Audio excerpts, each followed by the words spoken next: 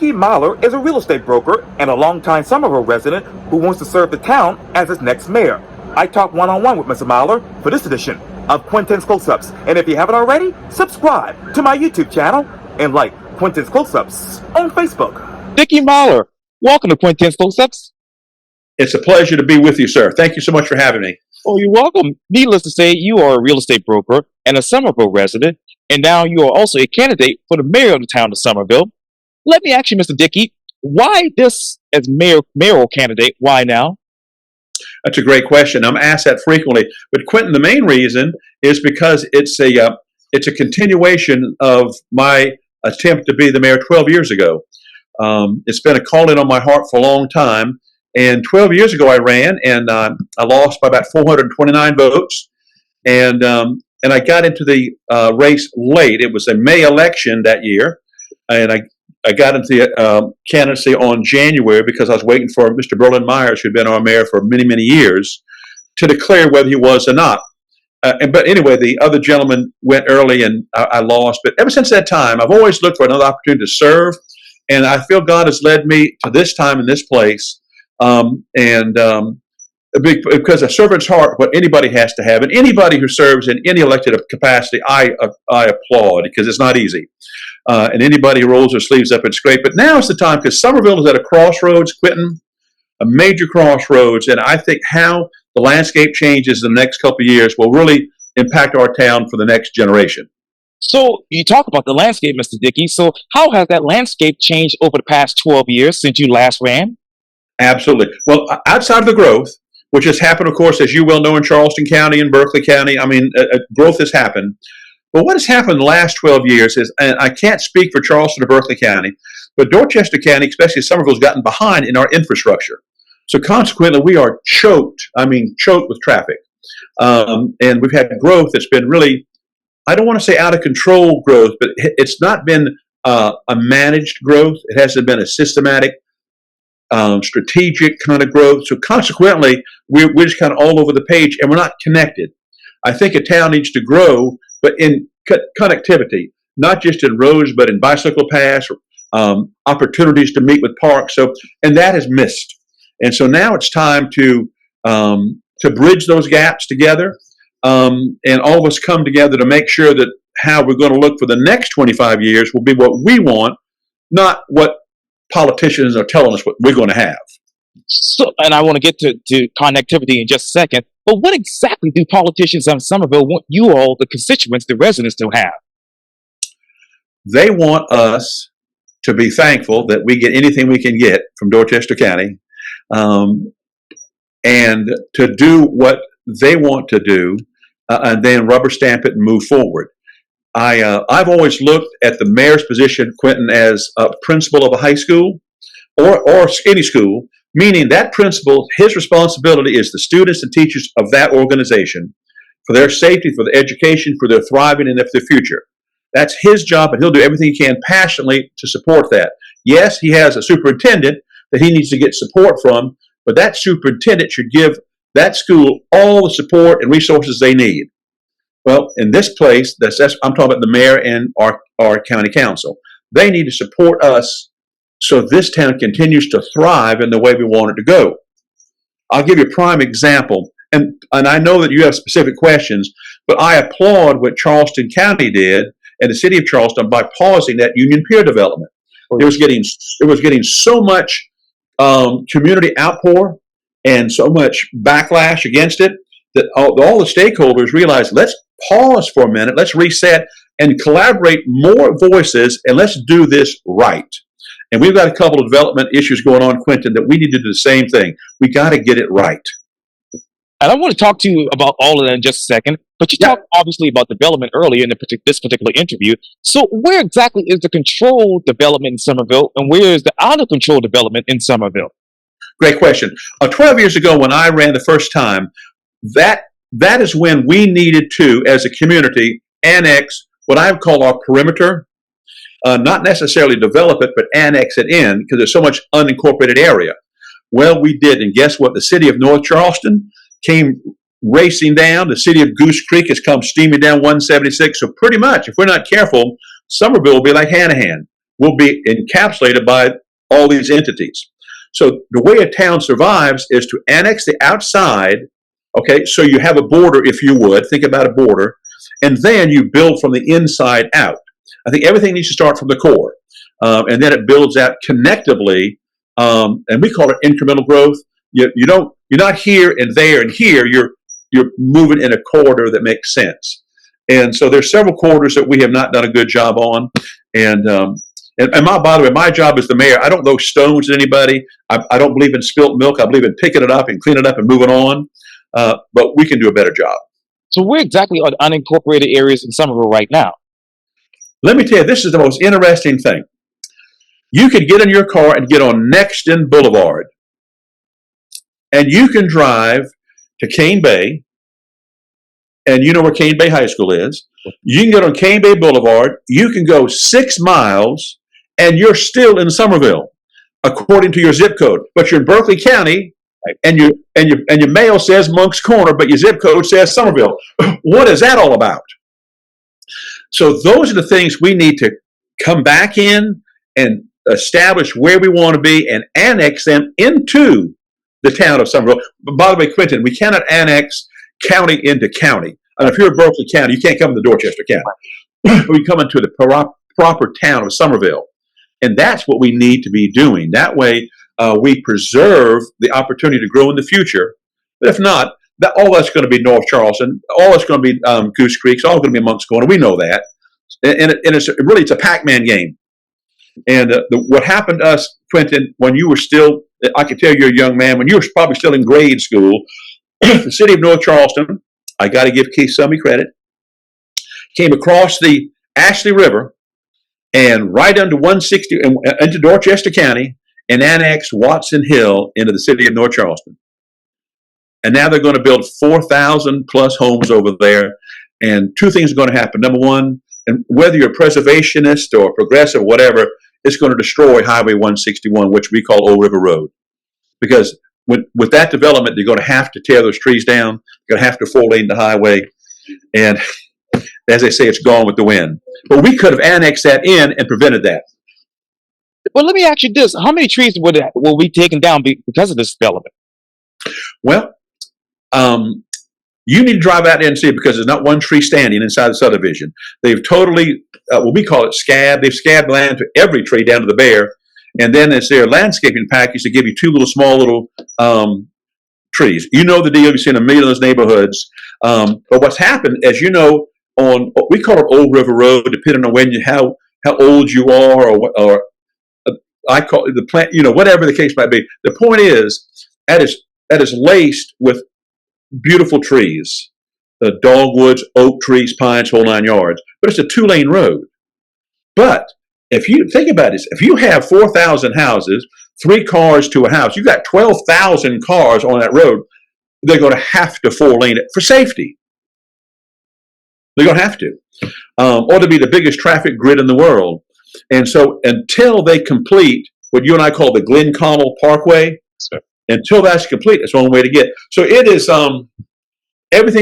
we have been totally what I would call reactive as opposed to being proactive in how we're looking forward for our growth. So what exactly is your 5-point plan to widen this particular road?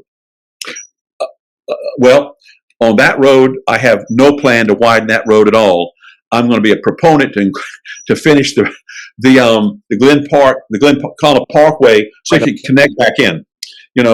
I don't want to. By the way, I'm a believer in preservation, of preserving what we can that makes sense, protecting what we can't, what makes sense, and realizing that growth will be a natural thing of any healthy community. But to destroy that corridor would destroy the landscape of what Charleston and that area is all about. And so I'm totally against 4-lane of that road, totally. Now, let me go back to growth. You talked about that just a second ago. Yep. So what exactly is the incremental growth in Summerville right now? Incremental growth is, by the way, there's 2 types of growth. There's what I would call residential growth, and I would call economic development growth. And a lot of times they will marry and go hand in hand. Residential growth has gone crazy. And that is why now Summerville, this is interesting, by the way, Summerville is the 8th largest city in the state of South Carolina. Number 9 is the city of Goose Creek. When you were born, that was a stoplight. There was, hello.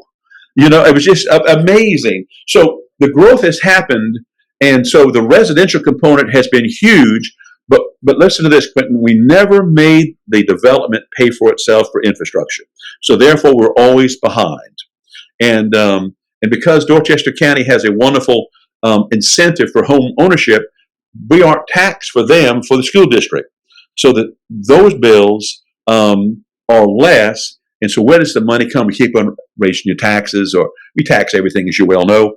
But we're high, but not having enough financial fuel to make these roads complete and safe before the development's even complete. So what incentives would you ask the developers to bring to the residential growth area as well as the economic development growth area? When we were building Summerville, up until about the last 10 years, 10, 12 years, Summerville had, I would say, a handful, 10, 12, what you and I would call local contractors, builders. And they would build 10, 15 homes a year, and they were some were spec building, but a lot were contract built. But they were people you went to church with. These are the people you saw at the Piggly Wiggly. And so we did not want to impact them with heavy fees. I get that. However, all those guys are gone. Now it's all regional, and sectional tract builders. It's the Lennars of the world, the Syntex Homes of the world, all those things. They're all publicly traded. We need to impact them with fees so they can pay for the infrastructure going in, not us, the taxpayer. And what would be the ideal fee for these developers? That's a good question. That is a great question. And I believe that has to be a floating number. Why? Depending on the development. Okay. For example, if a development is a 300,000 plus community, that should be different from a $500,000, because more money generates a higher impact fee. A lower number would have to have a little lower impact fee, but still the cost of roads, the cost of sidewalks, cost of pavement is the same no matter where you are. So I would say, and by the way, as a realtor, as you well know, as a broker and a realtor for the last 35 years, and I have several builder friends. We sell homes. We do that for a living. I would say impact fee needs to be substantial to make sure that it covers the cost of the infrastructure. And what is the current cost of infrastructure right now in the town of Summerville? Huge. Every day we talk. For example, for a mile, it costs about $1.2 million for 1 mile. All right. Now, that is not including sidewalks and other ancillary things that are necessary for safety. But let me say this, Quintin, in all honesty, we have come full circle. I think that West Ashley is doing this. I know that Mount Pleasant has done it, and the city of North Charleston as well.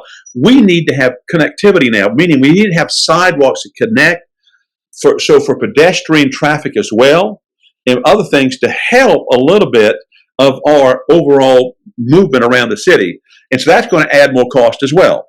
So that number is a floating number because the cost of labor changes every day, the cost of asphalt changes every day, the cost of permitting, everything changes, but it's going straight up. Nothing's coming down. That brings me to my next question, Mr. Dickie. What strategies would you be in favor of establishing a state-of-the-art connectivity system that connects residents and visitors to the top attractions in the town of Summerville and its recreational spots? Absolutely. And put that in amen, brother. And let me tell you why. When I was growing up, and you also, there was a more fluid society. But through time, we've become much more polarized, much more insulated. And so neighborhoods now have walls. And you don't flow. You have to get in your car and drive from one neighborhood to the next, and those kind of things. So we're not connected like we need to be, like I think we're meant to be. So the sidewalks, the crosswalks, the bicycle trails, all those things will allow us to once again engage with each other and engage with the county parks, where you can actually meet and greet and do things, whether it's multi-purpose kind of things. And that can be anything from playing pickleball to horseshoes, playing softball, having maybe a little splash pad. There's all kind of things, an amusement little park. There's so many things you can add to it to embellish the advantage of connecting with each other. And so one of my visions is to make sure that we have another little, what I would call this, park, Central Park, not Central Park, Park Circle. Oh, yes, sir. And what a wonderful job they're doing over there to make that fun again. And I believe people, COVID especially, Quintin, I think COVID, it drew us inside the door, but it also drew inside our heart too. We were scared to engage, scared to touch each other, scared to shake hands. I get that. But now that we're out, I think we want to embrace each other again. I think we feel we've missed each other. And so that connectivity is even more important than it was before, I believe. And you talk about obviously connecting the residents of these county parks. Would you put that on a referendum? Good question. That is a great question. Let me tell you what my policy is. And you probably would know this already, sir. My policy is promote, protect, and preserve our town through 3 T's: trust, teamwork, and transparency. And why transparency is so important to me and most people I talk to is that I want you, if you're a member of our community, to be a stakeholder as well. So I want to hear your voice. So I am not coming to you with, "Thus saith the Lord, we're going to do this." I want to say, what do we want to do? What's the best way to do it? And how can we do it? How can we fund it? Because somewhere in this equation is the right answer. Because there's public-private opportunities. There's grants to be received, there's private donations. There's a lot of things that can come into the financial bucket, if you would, to make these things work. And let me say this, Quintin, if I'm the smartest person in the room, you're in the wrong room. So get out quick. And that's how I've always felt, because there's so much genius everywhere in every field. And that's why you have to yoke that synergy together to make it the best. Now, let me ask you this. What ideal public-private partnership would be ideal for this idea that you just brought up? Okay, I think it'd be threefold. Number one, I think it'd be obviously developers who are doing the work. Okay, for example, if you're the contractor paving the road, or if you're the contractor doing the sidewalk, you're making money. You're making an income. I think you need to be a stakeholder in that. I think the residents who surround that area, who are going to use it the most, should be part of that. I think some of the big manufacturing companies that we have out here, the Googles of the world, the Walmarts of the world, the Boeings of the world, they should be contribute to that as well. And also be the local government. I think it should be in the budget every year that money is spent towards these type of opportunities to bring us all together. And of course, we do have a park and recreational division in our, as every does, but it can't stop there. It's got to be bigger than that. Now, let me ask you this. How much money would you actually need for this project altogether? You know something? Summerville is, do you know the Summerville landscape a little bit? Oh, yes. Okay.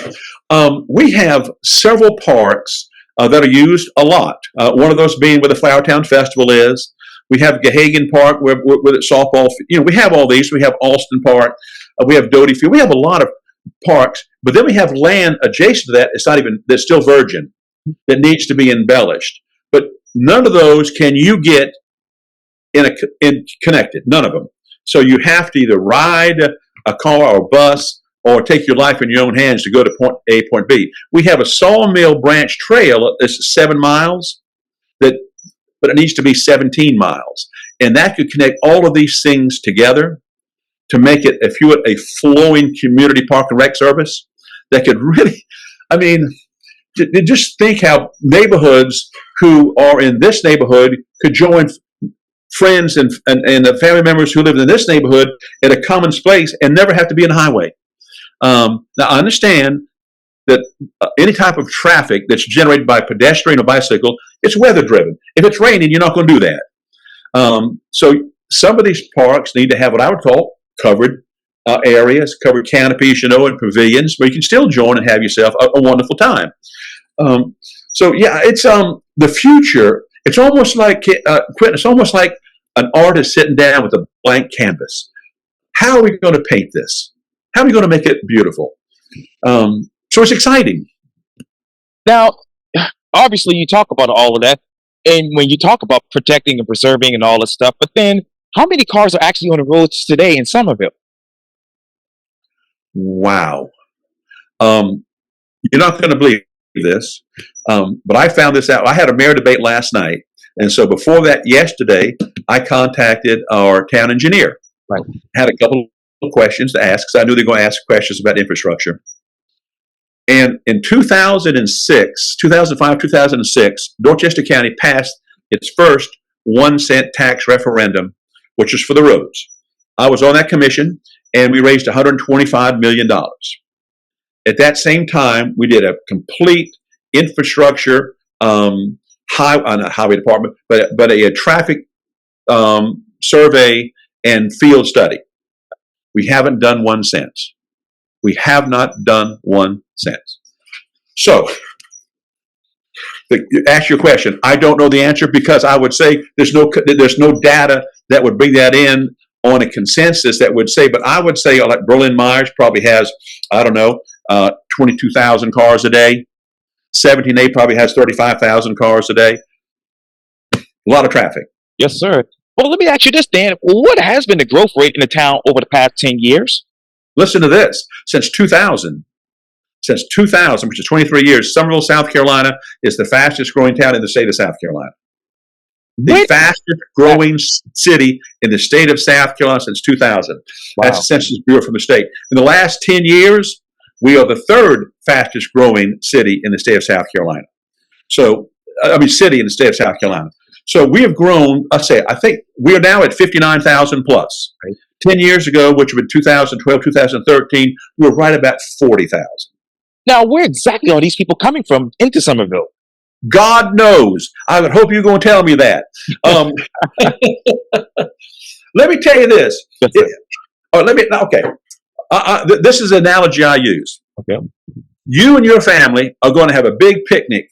Where are you living? Are you living in North Charleston now? Or you live in West Ash? Wherever you live, I'm trying to get apart. But anyway, let's say y'all are going to have a picnic at Park Circle.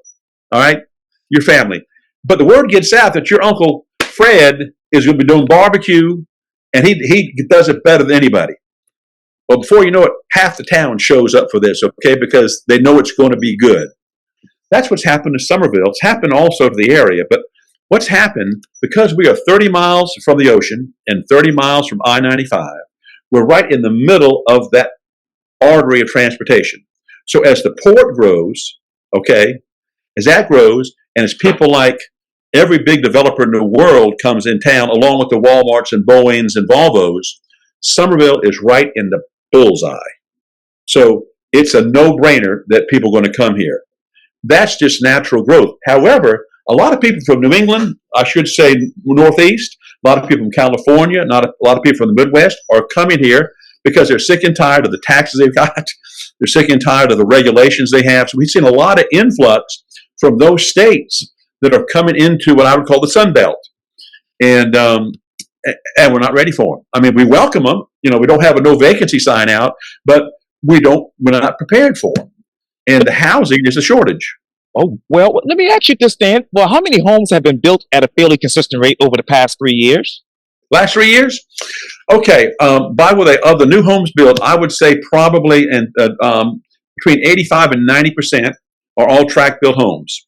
If you know what I'm talking about. Neighborhoods built by a regional builder. And I would say on average in Dorchester County, I bet it's been at least 9,000 homes. So how many homes do you need to keep up with this growth in the next 5 to 10 years? See, that's the question. And that's why I'm running for mayor. Here's the deal. When is enough? When does somebody say, not now? When does anybody put the pause button in? And let me tell you why. One thing we are not doing, but I plan to do as mayor, is we need affordable housing. We need a place for a lot of the younger people, and I would say, mid-range people who are working day, a place to live, to eliminate traffic concerns getting to and from home to work. Well, we don't have a plan for that yet. But we need to have a plan for that, and that's what I plan to do. We need to have opportunity zones, not by no means do I mean projects, I mean opportunity zones of good, comfortable, clean, fantastic housing that people can be proud of that will support that type of growth. But we can't do that because all the tract builders come in and going to build a home for $400,000. Well, that's not attainable. I mean, you know, Well, let me ask you this, Mr. Dickey. Yep. What is it? Do you need affordable housing? Do you need workforce housing? Or do you need attainable housing? all three. Now, let me say this. We had a wonderful gentleman. Logan was with us 3 weeks ago. He's just sitting in North Charleston, the housing department. And the good news is after a while, a term gets stale. And I really believe we're beginning to move away from the term affordable housing to attainable housing, because attainable housing really can be in different area groups, because if there's a shortage of supply, then that means that you can't go anywhere, regardless if you're move up or move down where you are. So the inventory is low, as you well know. You've done your homework. Inventory is low. Of course, because inventory is low, demand's high, price keeps going up. That's called scarcity and demand. And so where is this going? It's out of control. So how do you control it? You got to prepare for it. You got to plan for it. You got to prepare for it, and be specific. For example, Yes, sir. I like to use education as an example. Unfortunately, my SAT scores, which I'm talking old school now, my SAT scores did not get me into Duke. I'd have loved to go into Duke, but I didn't qualify. So I went somewhere else. I couldn't get in because of my academic limitations. Well, I use that now in economics. Some places you can't get into because you can't afford it. So if you can't, where do you go? And that's where we got to not put a safety net, but we got to have an avenue where that can happen. And then we have to somehow learn to redirect tri-county-wise on how this is going to work, because it's not going away. You can't blink it away. You can't snap it away. We've got to solve it away. Where exactly is the land for attainable housing in Summerville? Oh, Quintin, that's a great question. And because I'm kind of holding this under my hat, but I am working with our first district town councilman, Aaron Brown, who's a beautiful man, smart man. And we want to do two things. Number one, we want to bring into the historic district, the little area that we call Brownsville. And then right next to it, there's a beautiful piece. Now, see, I'm interviewing, you're interviewing me. That means other people get a chance to see this. So I'm giving you ammunition that my opponents can fire against me. So, but listen to this. If you come into town in Nexton, there's a lumber mill that's been there for 80 years. Okay, it's called West Vaco, and it's 45 acres. I want to move them 15 miles down the road and make that the most beautiful neighborhood of mixed use, attainable housing, some affordable housing, and it still would be totally connected with sidewalks and safety net, so they can get into town, work, come back, and be proud of their neighborhood. Because all a big lumberyard needs is a rail spur. And when this town was built, this is kind of interesting. So you can edit this if you want, but this is for you and I. When Summerville was built, where that lumberyard was on the outskirts of town. Now it's in the middle of town. What town who's growing has a lumberyard in the middle of the blessed town? So that's why that's got to go. And that's, once again, I'm very excited about the opportunities, and so is Councilman Brown, because we can do something that is going to revolutionize our community. And I want to be, when I say I want our town to be the shining light on how you can do things and do it right. How do you renovate and revitalize downtown Summerville, that is?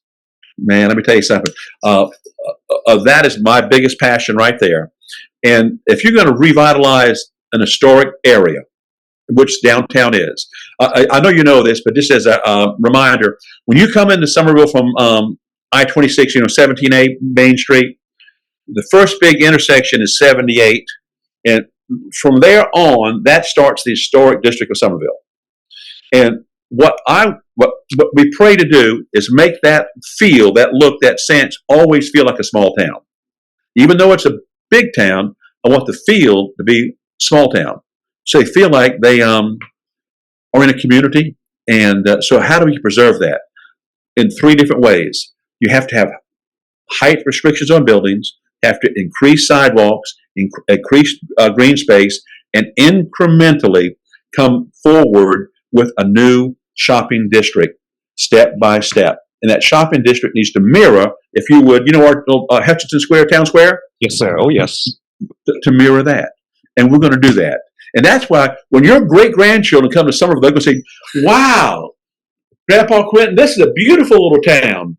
It's bigger, but it's so homey, and it has so much breathability that you still feel like you're in a small town. Listen, this is not a stone against anybody. I don't believe in a glass house. But I went to Charleston the other day, had to go to Charleston, drove down I-26 into Charleston. I didn't see the harbor one time. Can't even see the harbor anymore. Next time you go, you can't see the water. It's gone because of the buildings they have built.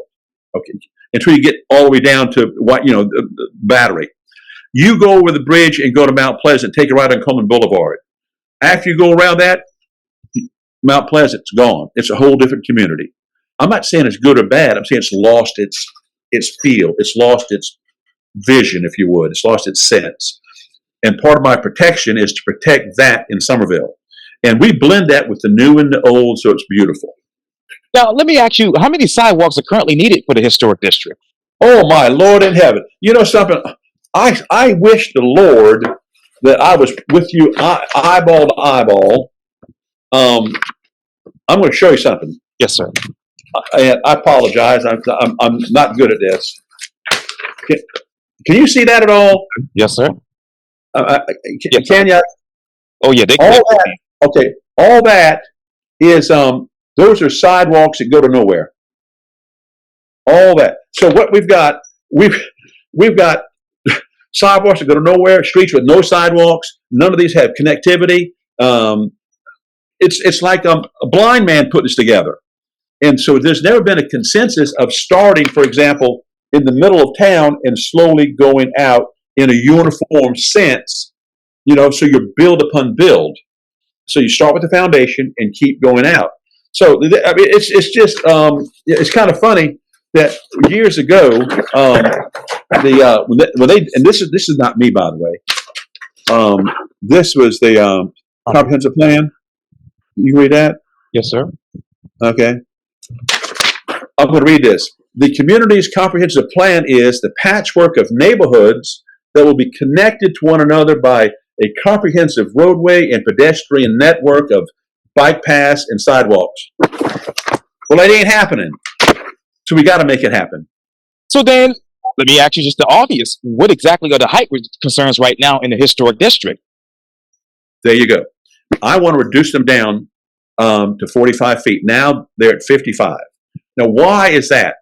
Because everybody knows, every developer knows that in a small, tight area, the only way you can get density is go vertical. That's why you go 2, 3, 4, 5 stories up, because you can't go out, because there's no room. As you go vertical, you lose the streetscape. You just do. You don't see the space. You don't see the green space. You don't see the sky. You don't see the breathability of it. And I'm not saying that's good or bad. That's not my comment. My comment is we don't want it in downtown Summerville. Go across the bridge, Nexton, beautiful. Had dinner at Hall's 2 weeks ago, beautiful. Yeah. Guess what? I don't want that to be downtown Summerville. I want the distinction. I want the feel. I want the sense that you're going somewhere that's different, that you really enjoy. And it's exciting to think about that in a way. If you were to be elected mayor of Summerville, would you ask city council to vote on a study to see what's exactly needed right now for the historic district? Well, Quintin, by the way, after this interview, I'm going to send you an application. I want you to be my campaign manager because I can't do that. That's exactly what needs to happen. You don't know where you're going unless you have a compass to tell you where you're going. And so, like I said earlier, we haven't had a comprehensive traffic study plan since 2007, and there's never been a plan on how we're going to develop our town space in our historic district. There's been ideas, some good, some bad. There's been different pockets of thought, but never a consensus of what we want to do. Because everybody's a stakeholder. Quintin, I'm a stakeholder, but my children are. And then because it's going to affect everything, my grandchildren are stakeholders. And that's true with everybody, every merchant, every supplier. So it's a big thing. And that's why I've always believed in taking a breath, pausing, resetting the dial and say, okay, what do we want to do? What is best? I have a vision, but I want your input. I want to hear what you have to say. And in 20 seconds, Mr. Dickey, you talked about adding a shopping district potentially to the downtown area of Summerville. How would you create a business preservation alliance in 20 seconds? With total collaboration, because many partners have to come work together. And the vision has to be unified and understand everything takes time. But if everybody realizes that the timeline is a goal line to score, then we're going to be great. I want to say it again. The timeline is the goal line to score. And together we do that. Summerville mayoral candidate and real estate broker Dickie Miler, thank you so much for your time. And again, welcome to Quintin's Close-Ups. Thank you, Quintin. It's been a pleasure, my brother. Likewise. Take care. You God bless. Bye-bye.